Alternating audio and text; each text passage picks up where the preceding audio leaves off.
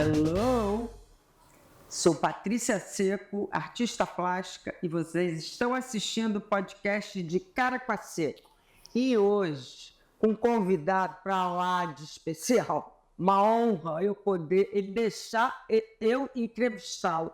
Mas é porque é amigo, né? Não. Amigo e aquariano, João Cândido Portinari. Johnny, obrigado. É minha, viu? Aqui, Não é minha de ser entrevistado por uma querida que nem você, que eu admiro e que eu amo tanto. Você sabe disso. São quantos anos? Isso que eu ia até falar. Por causa, quando eu estava namorando o Sérgio, eu conheci você e Maria, em Búzios. Então. Né? Sabe quantos anos tem? Vou fazer 35 anos. É. Olha. Eu estou casado com a Maria há 41. Tá Então, quase igual, quase. E a Maria é maravilhosa, a mulher de João, uma coisa, os dois. João e Maria. João e Maria, amo de paixão. Falta o pé de feijão, né? Só. Ou de café. Ou de café. Isso foi ótimo. Olha aqui, não, Johnny, eu queria que você contasse, né, essa sua trajetória. Primeiro, você é matemático, professor, escritor. Não, escritor não. Não? Isso aí, você sabe o que aconteceu? Alguém botou na Wikipedia que eu era escritor por causa do catálogo Raisonné. Então Não tá sou errado. escritor, nunca fui escritor. Eu escrevi apresentação, prefácio, Isso. mas nunca escrevi um livro. Para ser chamado de escritor, você tem que ter escrito Claro, um livro. claro. Não, mas você também desenhava. Sim, mas também amadoristicamente. E toca violão. Super amadoristicamente também. Ué, mas faz arte. Ó, a Maria disse que já gravou até CD. Aí, tá vendo? Modesto. Gravei acompanhando um amigo. Isso. Mas aí, primeiro para dizer que somos muito amigos, né? Que a gente já falou. E eu queria saber... Tem muita história para contar, você, né? E o foco era no seu pai, claro. Sabe como é que a gente é amigo? O Sérgio era o quê? Quando eu conheci o Sérgio. Eu falei aluno da PUC. Colégio Andros. Achei que era da PUC. Não, naquela época eu era do departamento de matemática da PUC. E a gente notou que não havia muitas pessoas interessadas em fazer matemática. Por quê? Porque os pais chegavam e diziam, olha, você vai ser professor, vai ser engenheiro, você tem que ser engenheiro. Então iam todos para engenharia. E aí a gente bolou um esquema que era a gente ir ao colégio, tentar identificar quem poderia se interessar por matemática, né? E puxar para a PUC. Da PUC. E aí eu cheguei lá, bom, você perguntava, a primeira pergunta era a seguinte, o que o matemático faz? Aí todo mundo respondia, dá aula. Eu falava, não, dá aula também, mas o matemático pesquisa. Pesquisa o quê? Já não está tudo descoberto? E aí numa dessas eu estava ali, o Sérgio sentado à minha frente, eu olhei aquele olhar dele, né? A gente sabe dele e da Rutinha, que a Rutinha também estava. Tá, a irmã dele. E aí eu falei, pô, esse cara eu vou levar lá para a matemática da PUC. E não deu outra, né? Aí ficamos amigos da vida toda. E ele o quê? Ele foi para a PUC para ser professor ou seu assessor? Isso eu não me lembro. Ele foi para a PUC para se matricular no departamento de matemática. Para ser matemático. Para ser matemático. Pois é, depois ele foi para Londres, ele também se encontrou lá em Londres, né? Exatamente. Super amigos. Ele é apaixonado por você. Mas você tem razão, a trajetória da gente, né, quando você chega num ponto como eu cheguei, né, aos 85 anos, você olha para trás, tem muita estrada, né, que passou por muitos lugares também, né? Então, inicialmente, foi a matemática, né? Quer dizer, eu tinha um tio, você imagina também, você carregar, ser filho de Portinari, né? Era como quando as pessoas perguntam assim, como é que é ser filho de Portinari? Eu digo assim, uma faca de 2 legumes, porque tem um lado que você se orgulha, mas tem um outro lado complicado, que é você ser despersonalizado, você não existe por você mesmo, né? Você vai numa festa, a pessoa apresenta aqui o Alex, aqui a Patrícia, aqui a Maria, aqui é o filho do Portinari. E aquilo na minha adolescência começou a me incomodar muito. E eu saí de casa com 18 anos e fui ser interno num dos liceus mais rigorosos da França, que era o Liceu Louis le Grand. Né? E foi um período assim, e lá ninguém sabia quem que eu era, quem que eu não era, entende? Então, era um internato assim muito severo, né? Isso mudou depois de 68, né? Mas naquela época era muito severo mesmo, né? Então eu fiquei 2 anos lá preparando o concurso para o que eles chamam de grandes écoles, que são as escolas de engenharia. E aí, ao cabo desses 2 anos, eu prestei para o concurso para a escola de telecomunicações. Fiquei 3 anos, me formei engenheiro de telecomunicações. Francês, né? Olha, Era engenheiro francês. E aí, eu já estava com o olhar para os Estados Unidos. Então, eu fiz uma aplicação para o MIT e fui aceito, né? E aí cheguei no MIT achando que eu era o dono da cocada preta, né? Tendo estudado na França. Cheguei lá, levei uma surra, né? Porque só tinha gente de altíssimo nível do mundo inteiro. Né? Mas em 2 anos e meio eu fiz o mestrado e o doutorado. Opa! Né? E aí já estava 10 anos fora do Brasil, uma saudade tremenda, né? Sem saber o que eu ia fazer da minha vida. Tinha sido contratado pelo Lincoln Laboratory, no Massachusetts, que foi um lugar assim, um posto avançado de pesquisa na época da Segunda Guerra Mundial, pesquisa de radar, de telecomunicações, né? Que era a minha área. E aí estava lá trabalhando quando eu recebo uma carta da PUC, de uma pessoa que você conhece bem, chamado professor Antônio César Olinto. Olha! Antônio Olinto! O Olinto era o diretor do Instituto de Matemática, era o IMUC, Instituto de Matemática da Universidade Católica, me convidando para voltar ao Brasil para ajudar a fundar o departamento de matemática. Porque aí estava naquela época, né, da reforma universitária, em que se criaram os departamentos. Porque antes você tinha quem é que dava aula, por exemplo, de matemática na psicologia? Era um psicólogo. Quem é que dava matemática na economia? Um economista.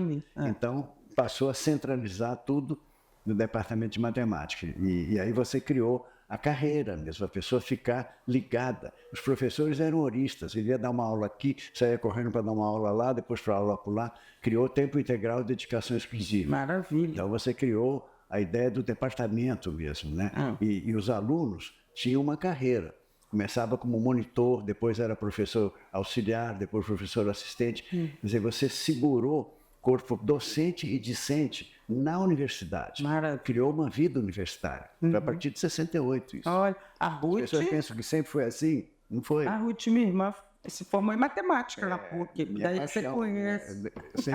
Eu sempre admirei muito quando você me contou. Porque era inteligente, né? Matemática. Matemática, Mas então, aí eu fiquei 13 anos nesse departamento de matemática, né?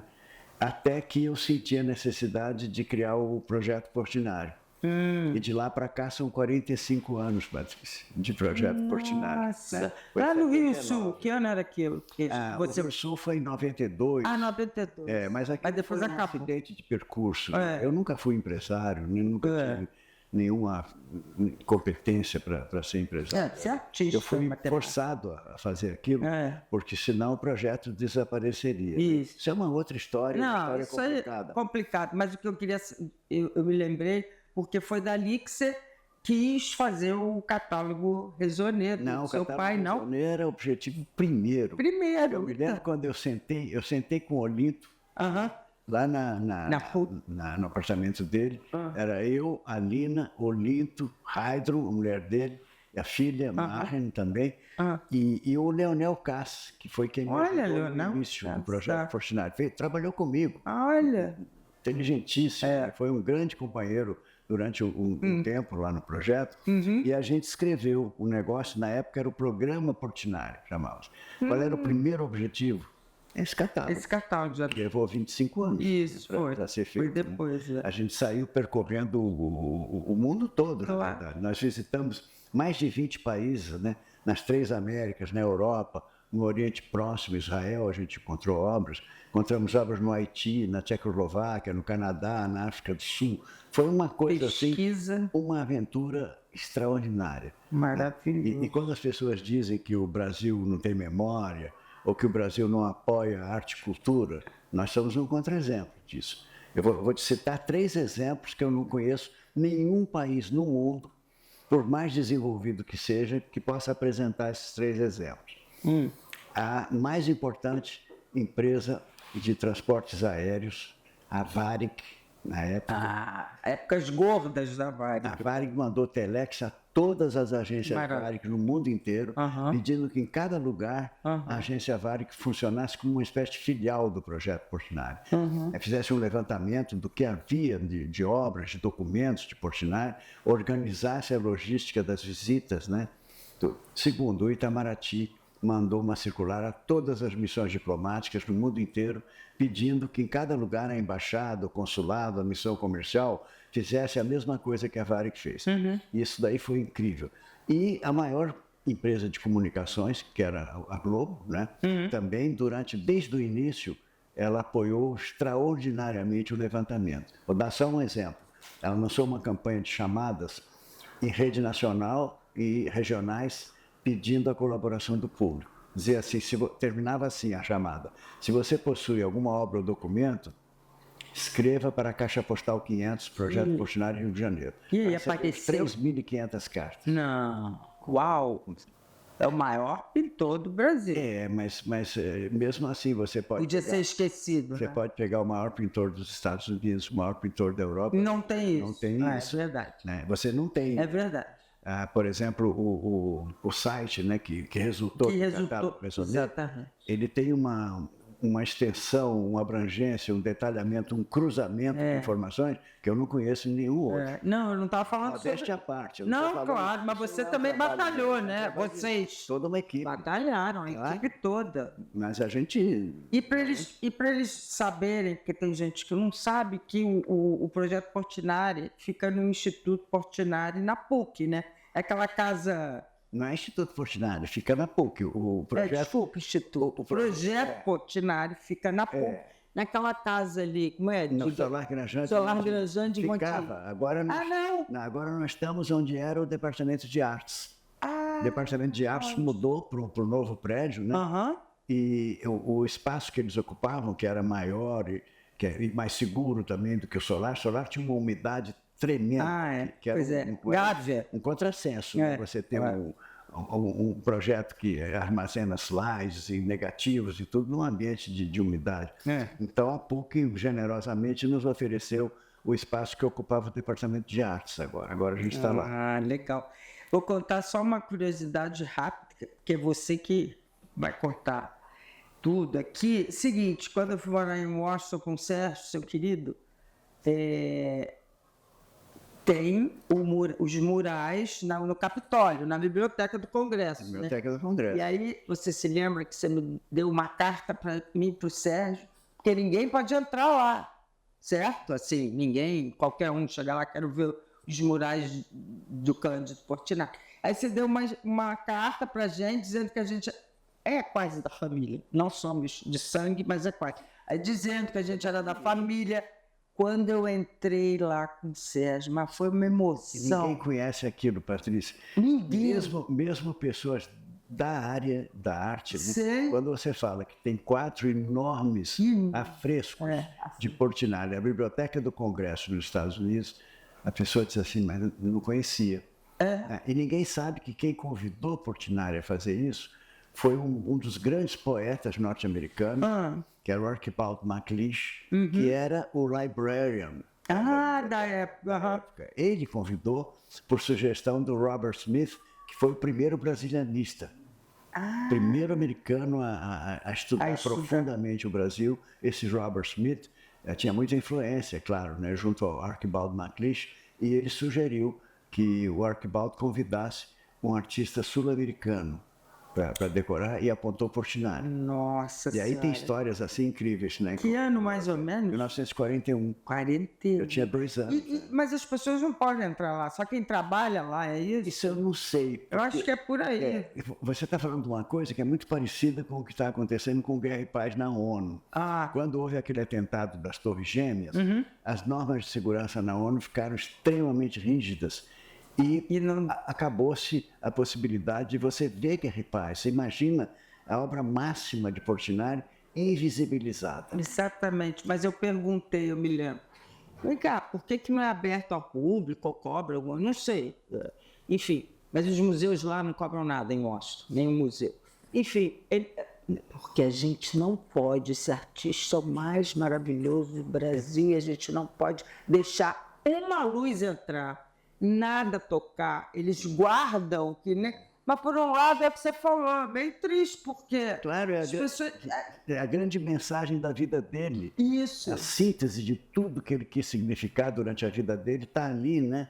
Os valores que estão ali, né? De não violência, de justiça social, de respeito à vida, né? Claro. Está ali um grito brasileiro, né? Pela paz mundial, mais atual do que nunca, Patrícia. Olha o que está acontecendo com o mundo hoje. Incrível, em 41 eles já sacaram o que Mais está de meio acontecendo. século atrás. Claro, Né?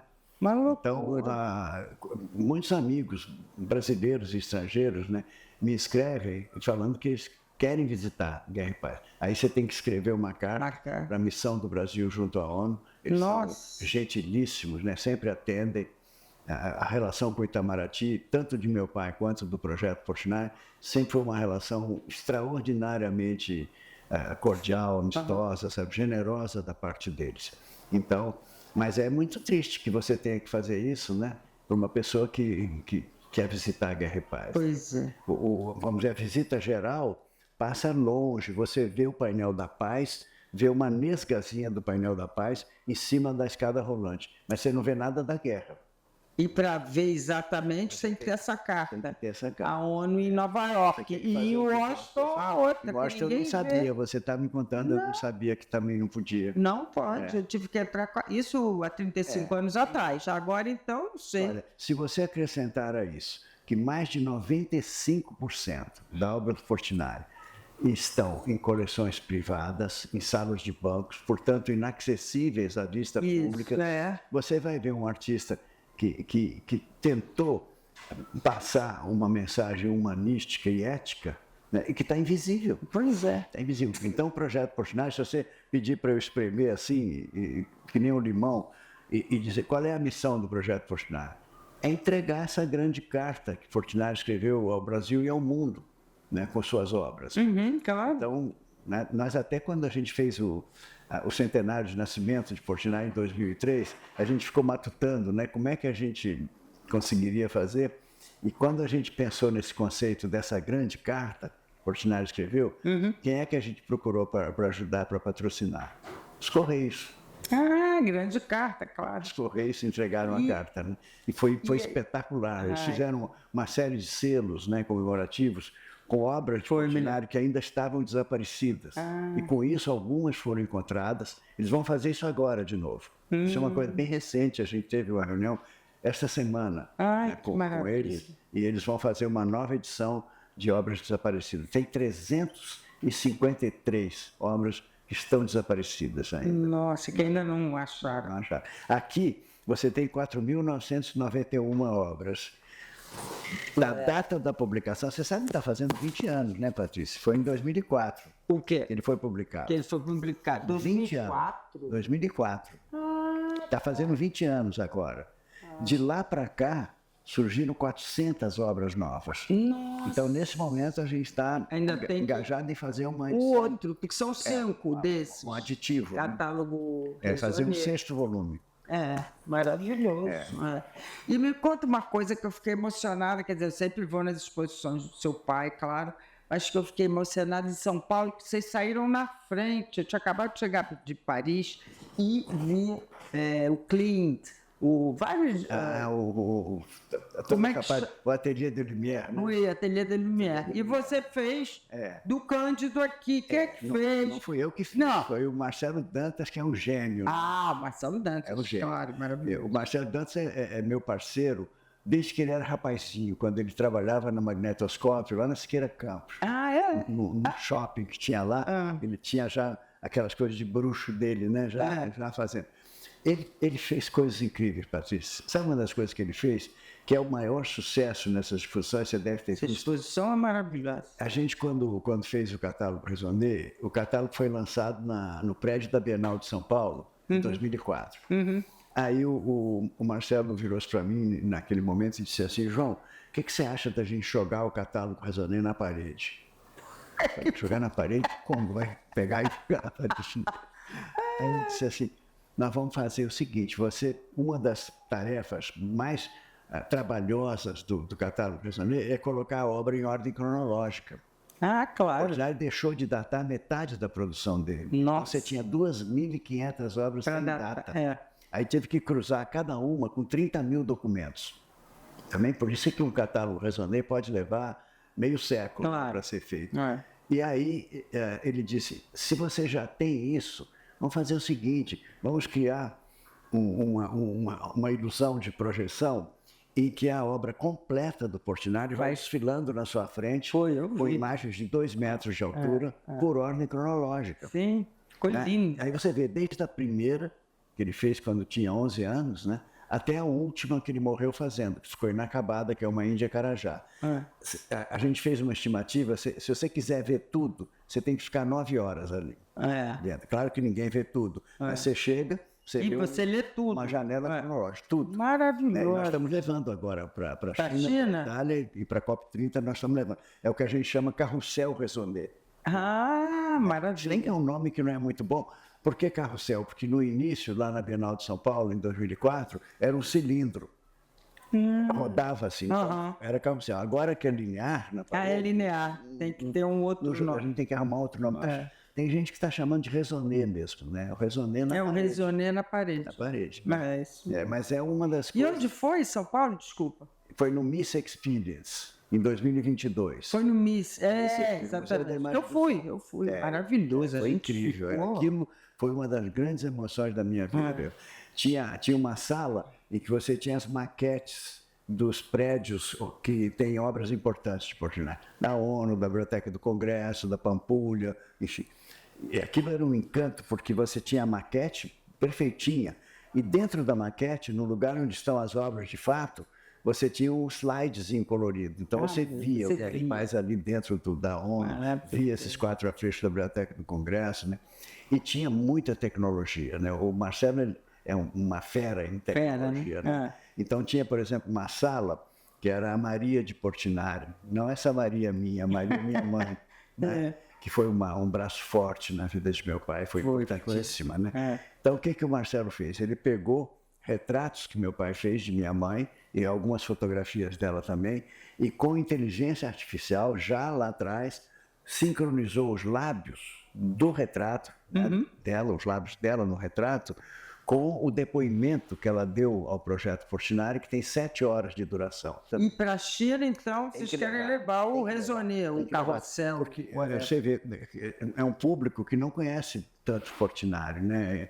Se bem que tem uma declaração, tem um vídeo, eu posso mandar para vocês, de uma diretora de uma das instituições mais importantes. Você vê que para a China, essa coisa cultural é importantíssima. Então vocês têm o Balé Nacional da China, que tem uma importância enorme naquele país. Então tem a diretora desse balé, que se chama Madame Feng Ying, com Y. Que ela fala que Portinari é o pintor preferido dela. Olha! Que ele é muito amado pelo povo chinês. Eu não tinha a menor noção disso, fiquei assim, foi uma emoção muito grande. Esse vídeo caiu na minha mão por acaso, praticamente. Gente! Agora, nas negociações para a China, ele adquiriu uma importância enorme, né? Porque você tem uma pessoa dessa importância falando isso, né? Então... E como é que acontecem essas negociações? Como é que Portinari agora vai para a China, vai para a Itália? Aí você tem que pensar também na questão estratégica, né, das nações. Você tem, este ano, são 50 anos das relações diplomáticas Brasil-China. Então, é um ano de grande celebração, porque a China está assumindo um papel cada vez mais importante na geopolítica internacional, né, no mundo global, né, multipolar, e na relação com o Brasil. O presidente Lula esteve lá com o presidente Xi Jinping e está se estreitando cada vez mais esse laço, né? Então, a gente levar o Guerra e Paz para a China tem falado constantemente, né, pela paz mundial, ela é fervorosa defensora da paz mundial. Então, o Guerra e Paz é um símbolo. Total. Né? Tinha tudo a ver. Na Itália, tem 2 efemérides importantes. 150 anos da imigração italiana no Brasil, que é é uma coisa de uma importância imensa, né? O que a imigração italiana, a dimensão que a imigração italiana teve no Brasil, né? E você tem o jubileu da Igreja Católica, que acontece de 25 em 25 anos, que é o próprio Papa Francisco, né, que vai celebrar. Tem gente que chama Jubileu Vaticano, mas na verdade é o Jubileu da Igreja Católica. Tem uma estimativa que vão chegar a 32 milhões de pessoas em Roma no ano que vem. Nossa Senhora! Então, também era um alvo. Claro. Não, em Portinari, os pais eram italianos, eram imigrantes italianos. Não, claro. Os avós eram imigrantes italianos. Tem tudo a ver. De qual a cidadezinha? Brodowski. Brodowski. Maravilhoso. E você foi visitar seus parentes? Foi. Maria e eu fomos Maria lá e você, em 2005, pela primeira vez, no Vêneto, né? O Vêneto é uma cidadezinha, a cidadezinha onde nasceu meu avô, é uma coisinha pequena, perto de Verona, perto de Veneza, né? Então, aquela região do Vêneto, né? E aí encontramos família, sabe?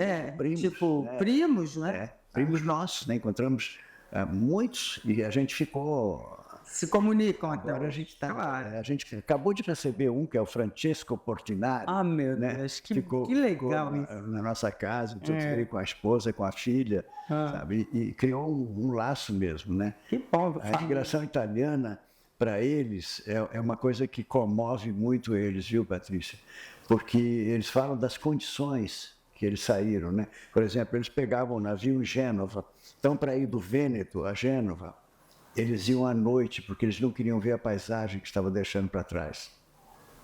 Imagina isso. Ai, meu Deus. E numa coisa de uma coragem incrível, porque eles estavam indo para um lugar que eles não sabiam nem o que era, nem como era, nem o que eles iriam fazer. Né? Aqui no Brasil, eles chegavam no Porto de Santos, eram reunidos assim no pátio, e depois eram embarcados em trens para o interior de São Paulo, interior do Paraná, Rio Grande do Sul. Né? Meu avô era marceneiro, mas foi parar numa fazenda de café, virou lavrador. Olha. Eles não sabiam realmente para onde eles iam, né? E o seu pai morou com ele lá? Sim, meu pai nasceu em Brodowski, filho da família. Exatamente. Mas eu queria ligar com o que ele pinta, né? Que ele pinta Os Miseráveis, pinta o café, os caras que trabalham no café, não é isso? Fala pra gente aí. Eu acho que qual é o tema dele? Portinari retratou o trabalho no Brasil da forma mais autêntica e mais sentida, né? Que você pode imaginar, porque ele viu isso desde criança, desde que nasceu. Né? Tem depoimentos dele que falam, né? Dessa comunhão, né? Quer dizer, se você me pedisse assim para espremer Portinari, como quem espreme no tubo de tinta, eu acho que o que sai é a palavra compaixão. Não no sentido brasileiro, que remete um pouco à pena, né, a ter piedade de alguém, no sentido anglo-saxão, que compassion é empatia, é você sentir a dor do outro e você se comover e querer ajudar. Né? Eu acho que Portinari é isto. Né? Antes de mais nada, sem falar vamos dizer, na maestria ou na excelência do gênio como pintor, né? Sem falar nisso, a grande mensagem dele é essa. Compaixão in English. Amor, né? Amor, claro, tudo.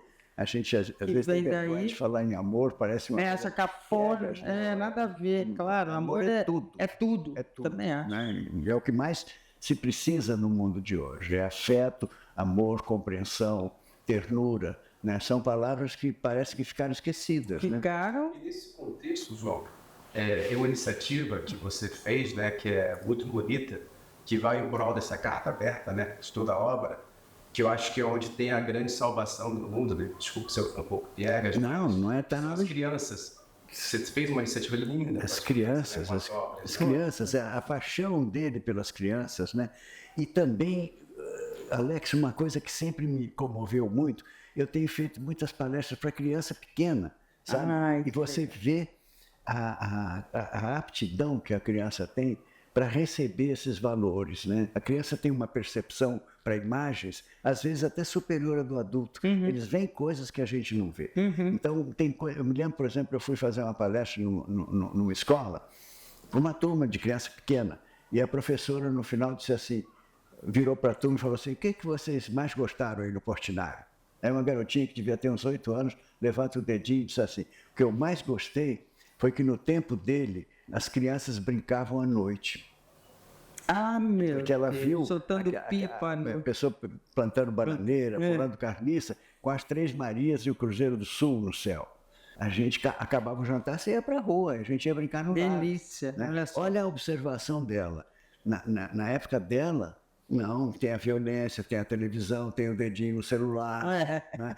Não tem mais isso. A gente ia para o lago e socializar, porque tinha os companheirinhos que vinham brincar com a gente. É claro. Né? Isso daí é uma coisa que eu acho que faz uma tremenda falta. Faz tremenda falta. E ela identificou isso, aquela menininha desse tamanho identificou isso. Incrível. Quer dizer, da mesma forma que ela identifica, ela absorve. Né? Então, o educativo do Projeto Portinari passou a ser para nós a missão mais importante do nosso trabalho. É o educativo, é você falar às crianças e aos jovens sobre valores. Valores de não violência, de fraternidade, de respeito à vida, de justiça social. Coisas que eles podem perfeitamente compreender. Com a ajuda das imagens também, né? Os poemas, ele foi poeta, né? Pouca gente sabe disso. Ele foi poeta. Escreveu poesia no fim da vida, né? E a poesia dele é uma contrapartida em prosa ou em verso, né? Da obra plástica. Né? Você tem os mesmos temas, o mesmo amor, a mesma compaixão. Né? Porque é arte também, né? Arte. Poema, pintura, música. Mas você não faz poema? Faço, mas quem está sendo entrevistado aqui é você. Mas eu sou entrevistador também. Faz parte do podcast, né, Gil? Eu faço poema, faço música, né? Eu não vi poema teu. Você não divulga tanto quanto a arte plástica, né? Não. Que nem você divulga o seu violão. Eu divulgo nos Tá divulgando agora? bares. Que bares? Bares de Copacabana. Mentira. Ué? Você vai nos bares? Maria, é verdade? Não, eu tô falando lá atrás. Lá atrás. Eu ia do Leme ao Posto 6, parando em todos os bares com amigos para tocar poesia. Naquela época você podia fazer isso. Se você sair hoje com o violão, você anda uma esquina E rouba o e seu vai violão. parar num... Tem uma história interessante sobre o violão. Conta aí. Pobre de vergonha. Qual é? Conta aí. Não, é porque eu estava falando naquela coisa de você ser despersonalizado, né? E você, então, em contrapartida também, você não tem o menor interesse, né? Eu, quando tinha 13, 14 anos, a minha casa era frequentada por quem? Por Mário de Andrade, Manuel Bandeira, Drummond, Jorge Amado, Oscar Niemeyer, Lúcio Costa, Cecília Meirelles, e você pode ir falando, né? Essa turma. Para mim, ninguém dessa turma tinha a menor importância. Era mais importante o meu colega da rua, da praia, né? Pegar jacaré, que essa gente toda. Então, um dia, eu chego da praia, devia ser umas 2 horas da tarde, entro pela cozinha, né? Porque eu sempre tinha alguma coisa acontecendo. E aí, eu abro a porta da cozinha que dava para a sala e tá cheio de gente, tinha acabado um almoço. E aí eu olho lá no fundo, na varanda, tinha um cara sentado com o meu violão. Aí eu falei para minha mãe, pô, esse cara vai desatinar meu violão. Né? Ela disse, fica quieto, Joel Villa-Lobos. Villa-Lobos demais. Se vergonha, né? Meu Deus do céu. Mas que vida. Até quantos anos você viveu assim? Até os 18. 18. Aos 18 anos eu não aguentei mais sair de casa, né? E nunca mais voltei. Foi quando eu fui estudar, não. Foi estudar na Europa, exatamente. Liceu, né? Lá. Agora, vou perguntar uma pergunta que você não vai nem entender, mas sabe o que eu estou falando. Qual é o significado para você dos 7 estrelas? Essa ninguém ia perguntar isso. Essa história ela é antiga. Conta aí. Essa história vem de uma palestra que eu fui fazer no Ceará. E aí nós chegamos bem cedinho na Praia do Aquirás, tinha um bar assim, a gente sentou no bar e não tinha ninguém, absolutamente ninguém. De repente, começa a aparecer uns pontinhos brancos lá no bar, né? Aquele bar bem meio verde até, né?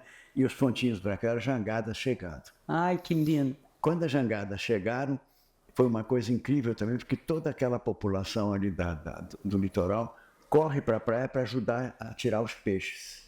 E aí cada um ganha um peixe de compensação, né? E aí sentaram-se conosco os jangadeiros.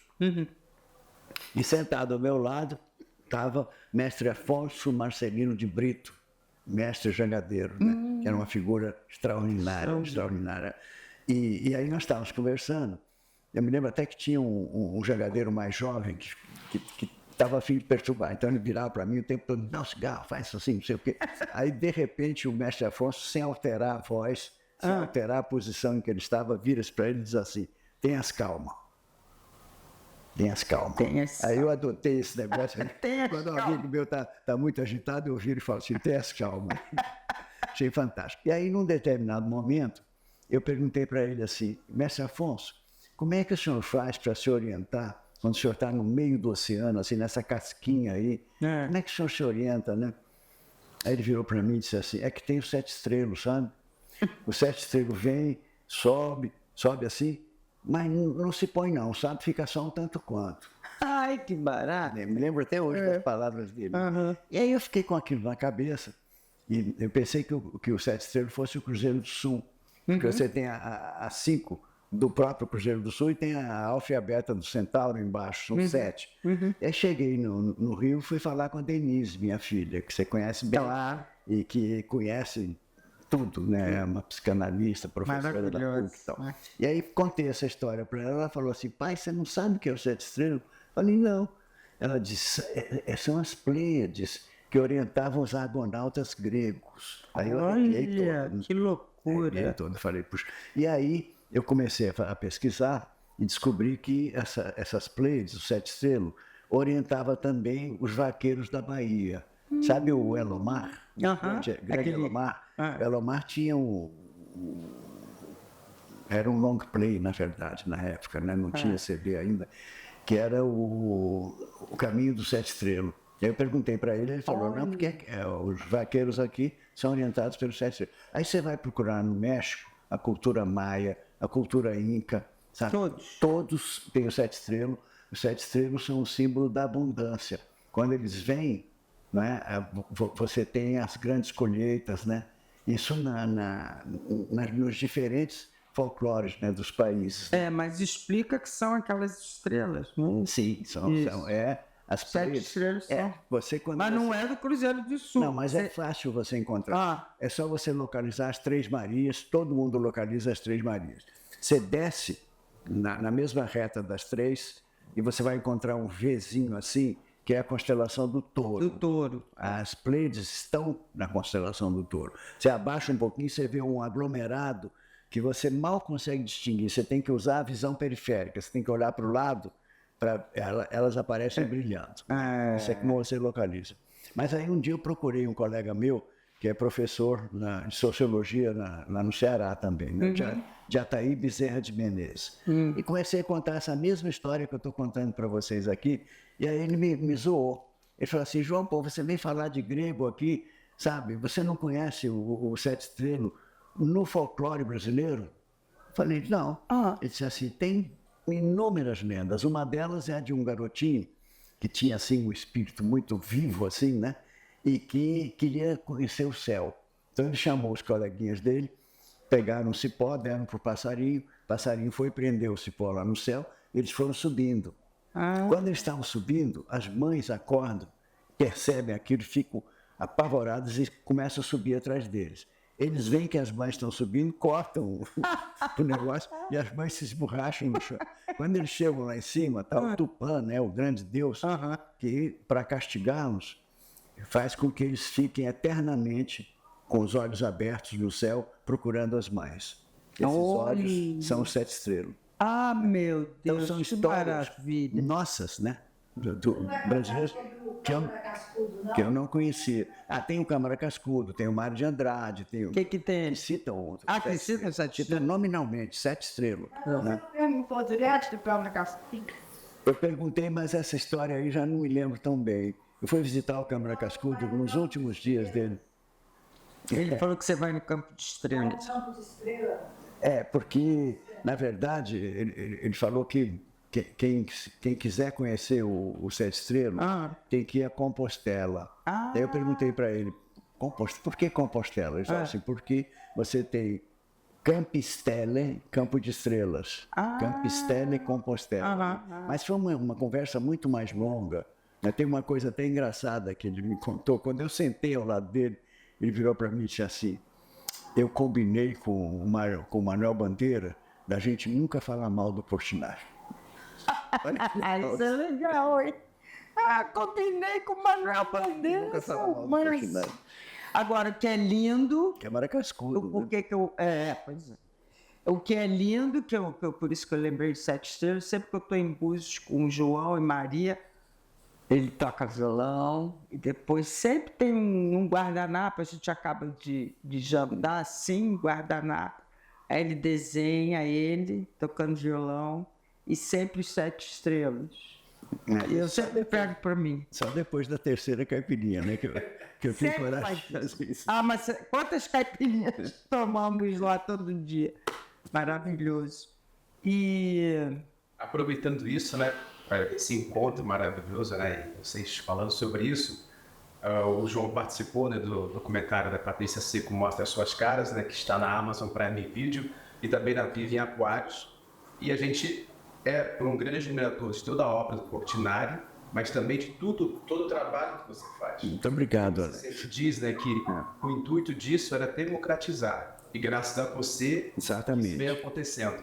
E nós pensamos juntos, desde o documentário da Patrícia, de ter o documentário do João como se fosse de Portinari para Portinari. Acho o nome é lindo, né? Inclusive, eu acho que a gente tem um material riquíssimo, Alex, que é o material que foi produzido no educativo, né?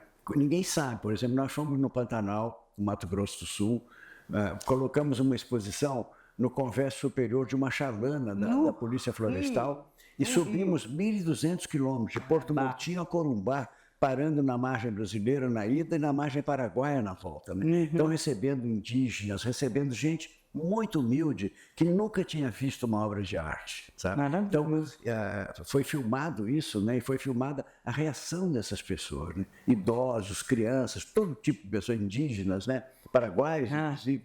E foi uma coisa muito emocionante. Depois a gente fez uma parceria com a Marinha Brasileira. E a Marinha Brasileira tem 2 navios que percorrem o Amazonas e os afluentes, dando assistência médica, assistência odontológica, né? E a gente fez um convênio que eles levariam no navio o educativo, né? Então, o que é o educativo? É uma coleção de réplicas de obras, você não pode levar o original, claro, né? Mas réplicas muito boas das obras, com um programa, né? De você conversar com aquela gente, com os ribeirinhos, né? Todos que E aí foi uma coisa muito emocionante também no Amazonas. Recentemente a gente fez Portinari nas Quebradas, que é você ir para os lugares mais conflagrados de violência, Complexo do Alemão, a Maré, Madureira, em vários lugares, na Rocinha, né? Esse projeto continua, inclusive, é você levar para as crianças e para os jovens, chama Portinari nas Quebradas. Se você botar no Google, entre aspas, Portinari nas Quebradas, você vai ver, tem uma matéria que tem o Tralho, né, da Globo, faz a cobertura, que é sensacional. Você vai ficar com os olhos marejados. Vai. Mas e como pode ser? Porque eu faço um projeto, não sei se você sabe. Na Rocinha. No Vidigal. Vidigal, claro. Como é que a gente pode levar para essas crianças que eu dou aula? Como é que é isso? Eu já pensei nisso, Patrícia. É que a gente andou assim, tão abafado com essa agenda do Guerra e Paz, mas eu pensei em te sugerir a gente fazer o teu trabalho com as crianças do Vidigal, juntar com o educativo do projeto. Depois a gente conversa, porque eu não sei. Eu vou te apresentar o Guilherme, que é quem está à frente do educativo, que você vai ficar encantado. Maravilha, maravilha. É uma grande pessoa, viu? Maravilha. E um ano aí, quer dizer, uma outra coisa, eu me lembro que eu morava fora, mas você, quando a gente veio, falou que tinham vários Portinários que vocês estavam descobrindo que eram falsificados. Isso durante os 45 anos, sempre a gente se defrontou com esse problema, né? De falso. Tanto que a gente criou, em colaboração com os departamentos científicos da PUC, o que foi chamado Projeto Pincelada, que era utilizar o que já era inteligência artificial lá atrás para você identificar obras falsas. Né?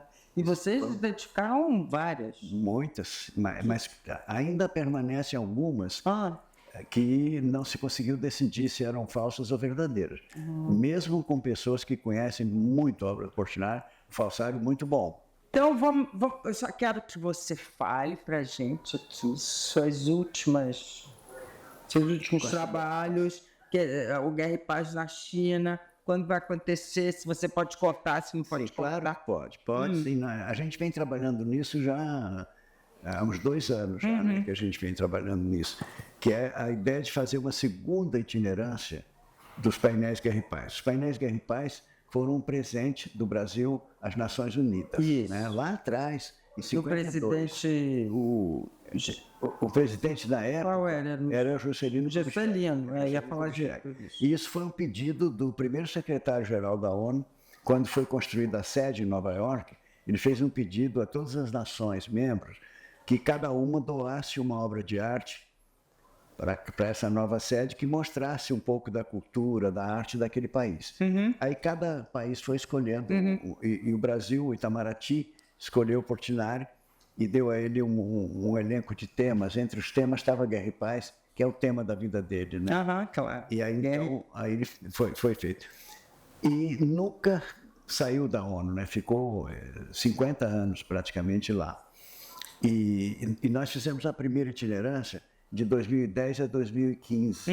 Eu não sei se você vai lembrar, eles foram inaugurados no Teatro Municipal Claro. em 2010. Depois foram restaurados no Palácio Gustavo Capanema. Era um pedido da ONU que a gente restaurasse. Foi incrível. Eram 18 restauradores, todos brasileiros, chefiados por 2 professores da UFRJ, o Edson Mota Júnior e o Cláudio Valério Teixeira.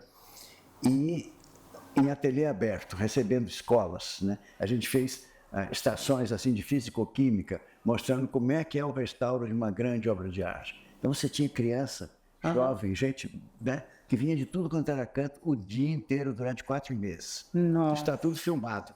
E o Alex, está filmado, tudo filmado. A gente tem isso aí documentado, foi muito emocionante. Depois a gente levou para o Memorial da América Latina, em São Paulo, para o Cine Teatro Brasil, em Belo Horizonte, e finalmente para Paris, no Grand Palais. Foi. Foi o salão de honra do Grand Palais. Maravilha. Né? E depois devolvemos à ONU num espetáculo também que foi criado pela Bia Lessa. Eles deram para a gente mostrar esse espetáculo, adivinha qual foi o espaço que nos deram? A Assembleia Geral da ONU. Nossa Senhora. Onde são discutidos os destinos do mundo. Né? Então o espetáculo foi montado lá com grandes projeções também, foi incrível também. E o discurso de abertura desse espetáculo foi uma coisa que emocionou todo mundo, ninguém esperava, né? Foi o próprio secretário-geral da ONU, o Ban Ki-moon. O Ban Ki-moon. Que fez o discurso. Né? Uma honra. E no discurso, no meio do discurso, eu estava lá, não sei como é que eu não caí para trás. Ele pede 1 minuto de silêncio. Então levanta-se todo o público inteiro e ele, como bom oriental, fica que nem uma pedra durante 1 minuto. Claro. Foi uma coisa assim impressionante. Em homenagem. Tem um vídeo disso também. O título e o subtítulo, quase aqui, ó, de Portinari para Portinari, uma carta aberta do Brasil pelo mundo. Exatamente. É isso mesmo, mas é verdadeiro, né? Muito lindo. Que lindo ele fazer isso. Então agora, né, passados mais de 10 anos, surgiu a ideia de fazer uma segunda itinerância. E aí, os 3 países que surgiram, eu expliquei por quê. Né? São efemérides importantes, né? Tanto para a China, quanto para a Itália, quanto para a COP30. Então, essa é a segunda itinerância, e a gente está, nesse momento, em uma fase muito avançada já, porque a inauguração na China ficou marcada para o dia 1º de novembro agora. 1º de novembro agora. Então, nós estamos, correndo porque o tempo voa, né? Claro. Estamos entrando na segunda quinzena de junho já. Né?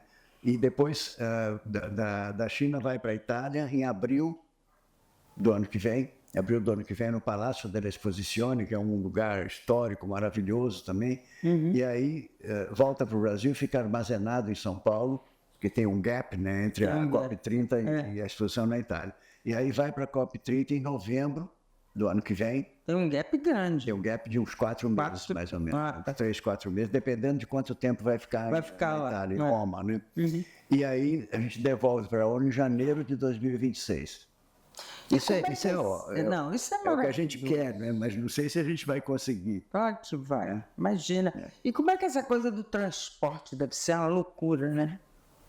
Como é que é? É uma loucura. Se você olhar o orçamento, né, do projeto total, cerca de 60% a 70% é transporte seguro. Seguro de guerra e paz, que eu não posso revelar, porque a ONU claro. quer que seja sigiloso, né? Claro. E 60, o 70. transporte. Nossa. E nós estamos agora em entendimentos com uma empresa que é um orgulho do Brasil para aquela transporte. Não posso citar o nome ainda, porque ainda não. ainda está, eles estão analisando ainda o nosso Claro. pedido, mas seria uma coisa assim emocionante. Emocionante. Quando vocês Sem souberem spoiler. qual é essa sem empresa, spoiler. vocês vão ficar emocionados, viu? Ô, João, a gente sempre pensa, né, eu, Patrícia, Marcos, a equipe, como que o João olharia para o João que cresceu, se não me engano, em Copacabana, né?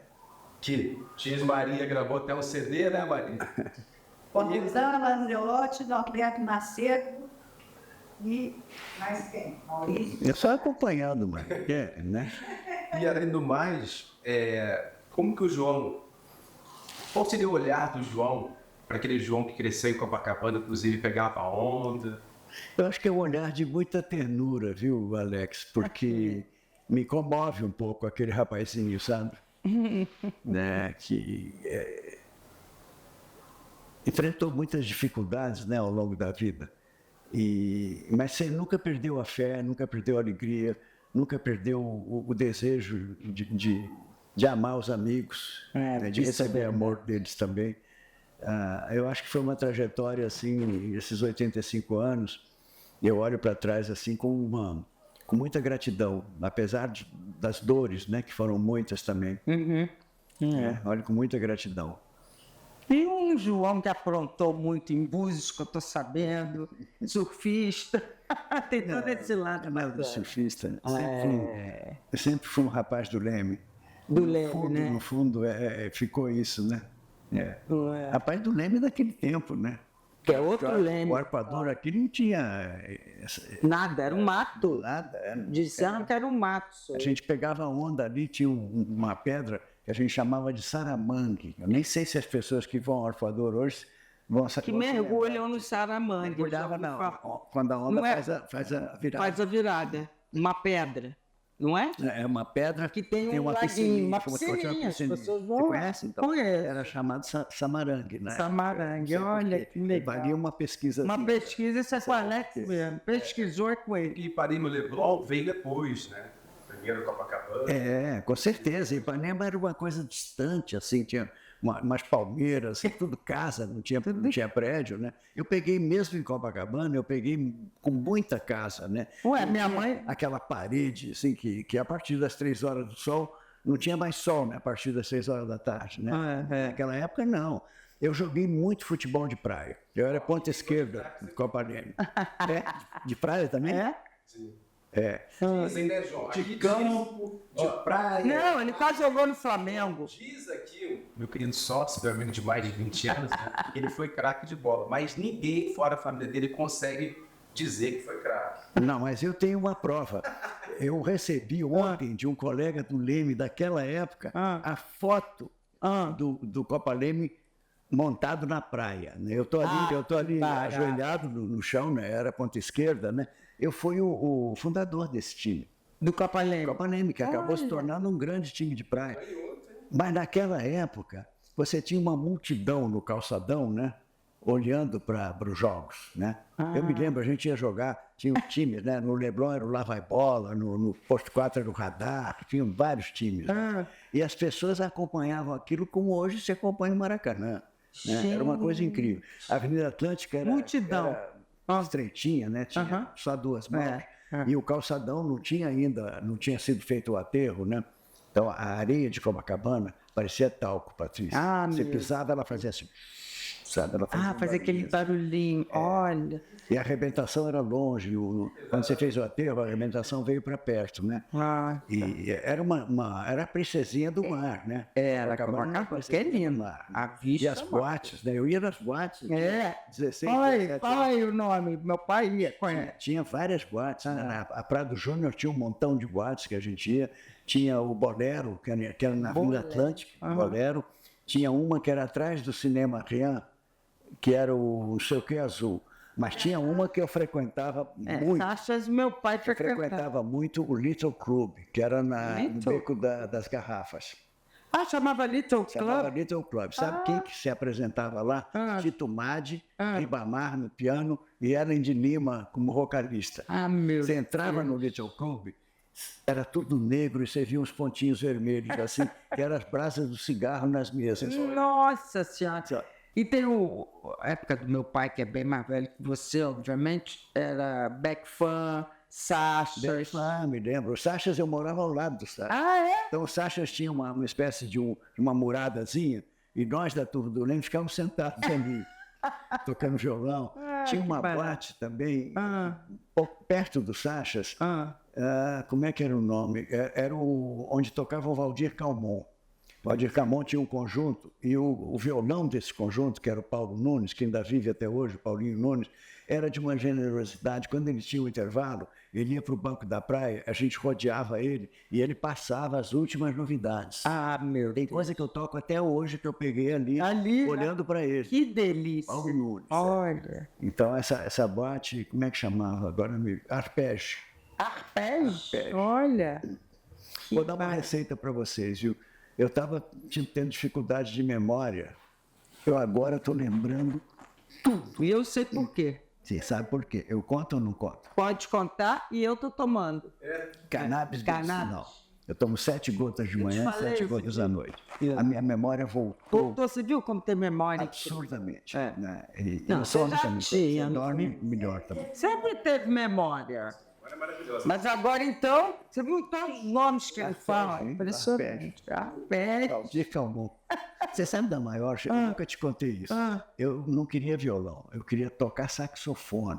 Eu adoro. Eu tinha uns 13, 14 anos. E aí? Aí eu fui procurar uma boate que tinha lá também, que era chamava Drink, não sei. Qualquer coisa drink. Agora falei de memória, me fugiu o nome do saxofonista que tocava lá. Da época? Fui procurar. Era um famoso saxofone, famosíssimo. Tocava Solovox, que era um instrumento que tinha uma coisa na frente, assim. Aí você imagina esse garoto de 14 anos chegar pro cara da portaria da boate e dizer que queria falar com o seu, né? Com, sei lá, o Paulo Moura da época. Olhou para mim, deve ter ficado com pena, né? Me levou até o cara. Aí eu falei para ele que eu queria estudar saxofone, ele falou para mim e disse assim: João, não aconselho você, porque tem um negócio muito chato chamado embocadura. Vai tocar violão, vai. Aí pronto. Aí eu fui pro violão. Maravilhoso. Demais, né? Obrigada. Eu quase não deixei você falar. Mas não é para eu falar, era só para eu perguntar. E Você ficar tem que quietinha. falar também. Que isso, menino? Eu que estou te entrevistando. Obrigada. Bom que deu certo. Obrigada de ter vindo. Alex também, Marcos, vocês dois são uma tranquilidade Maria, fazer com vocês. vocês. Ali no cantinho, ouvindo, Maria maravilhosa. Então tá bom, um beijo grande e até o próximo podcast. De cara com a seco, hein?